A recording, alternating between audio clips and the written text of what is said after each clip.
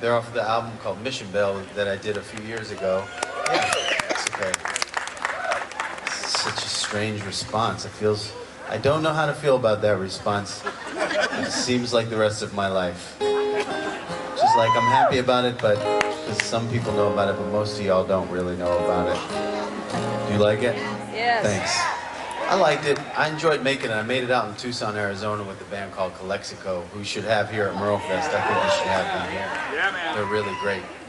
And they're super sweet dudes. Really the nicest man. And so this was a song that I wrote. I was feeling pretty down because I fell in love with this woman who was a musician, and she was I was like rambling around and sleeping on couches and bouncing around from like 2000. Well, you know how it is, man. It is trouble. I know. Well, it's a good kind of trouble. I look back on it, the bouncing around time, pretty great.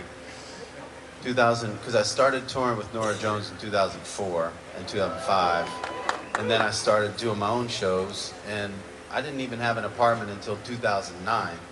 So I was just living on couches and stuff, and I met this girl, and she was like, let's get a place together. And I was like, all right, cool. Let's get a place together. So I bought a couch. I did. That was a big deal for me. That was the first adult couch I ever bought. That's a good feeling. I still have that couch. It's a problem. I think my psychologist would probably tell me that I'm hanging on to the couch as a substitute for the relationship. But she made me get this couch and a bunch of stuff like a spatula or whatever you buy when you get your own place. Stupid, so many stupid things you have to buy. And like you go to, what is it, Pier 31 or whatever that store is called, buy stupid Buddha statues and shit.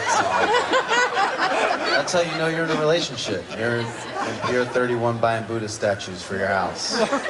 Whatever. You do it because you love someone. And then there's someone that you love. Once you sign the lease, she looked a lot like you. Once you sign the lease, she decides she wants to be free. And she needs to tour and write. Which is hilarious. But at the time it wasn't hilarious, it was heartbreaking and I was crushed. But in order for me to process all that stuff, my guitar was like, let's do some things. That's time to write. Time to write, yeah. So I wrote this song called Flower, and it's weird because I've never really felt like this ever in my life except for the very moment I was writing this song. Because generally speaking, I'm like the guy with the raccoon hat, which is like I'm kind of...